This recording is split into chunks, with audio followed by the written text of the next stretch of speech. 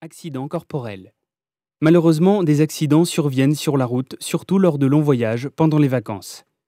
Vous pourrez être victime ou témoin d'un accident. Pour réagir correctement, il faut connaître les bons gestes à accomplir, mais également s'y préparer.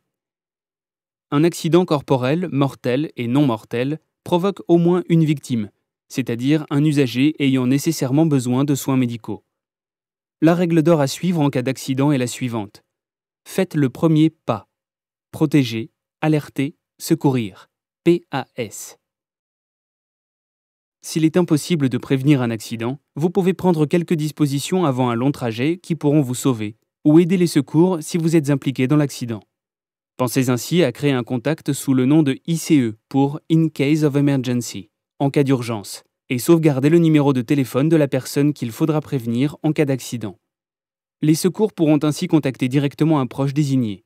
Prenez également sur vous les numéros de téléphone d'urgence à appeler inscrits sur vos cartes d'assurance pour le dépannage et l'assistance de votre véhicule en cas de panne.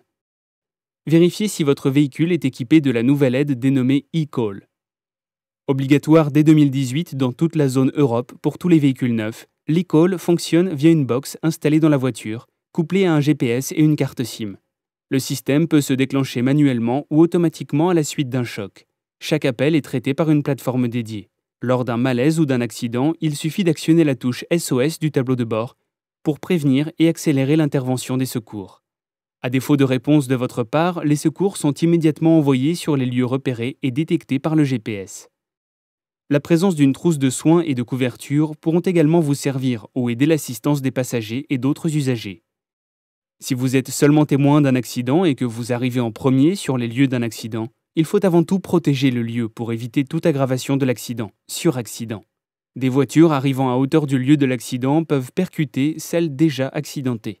Il faut donc d'abord s'arrêter. Ne pas s'arrêter constitue un délit de fuite, et ne pas alerter les secours constitue un délit de non-assistance à personne en danger.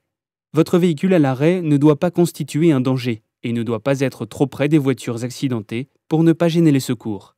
Arrêtez-vous sur l'accotement opposé par exemple, si vous pouvez ensuite traverser en toute sécurité. Avant de sortir du véhicule pour sécuriser le lieu, gardez votre calme et rassurez vos passagers, surtout si ce sont des enfants.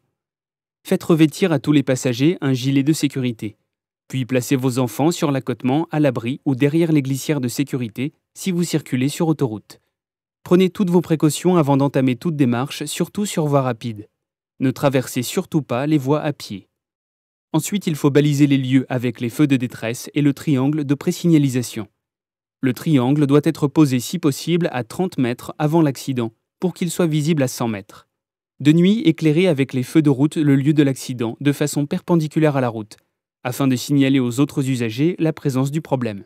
Rendez-vous, s'il n'y a pas d'incendie ou de risque d'explosion, près du ou des véhicules accidentés, et limitez les risques d'incendie en coupant le contact des voitures et en débranchant les batteries.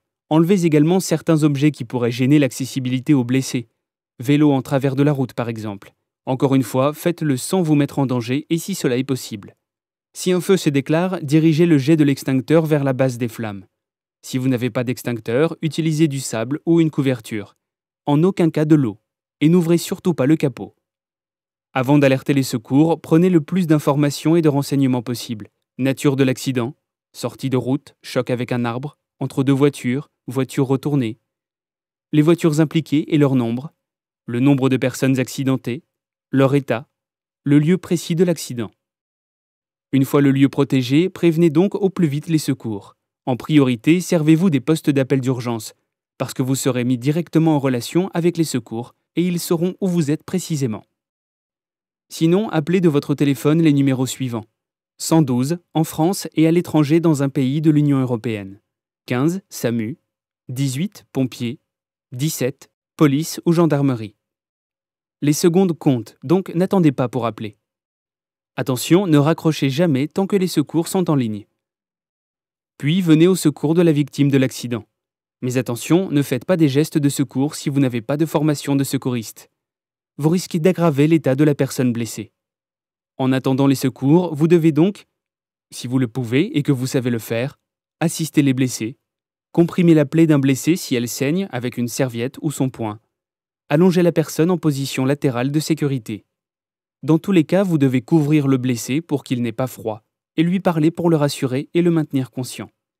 Vous ne devez surtout pas donner de l'eau ou une autre boisson, retirer le casque d'un motocycliste, transporter un blessé dans votre véhicule, déplacer un blessé sauf cas d'extrême urgence, incendie, risque d'explosion, renseigner le blessé de son état et de ses blessures pour ne pas lui faire peur et l'inquiéter davantage alors qu'il est déjà en état de choc.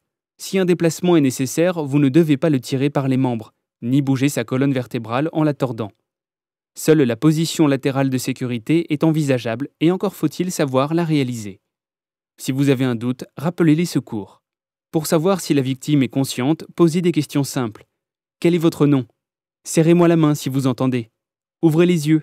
Fermez les yeux. Si vous n'obtenez aucune réponse, cela signifie que la victime est inconsciente.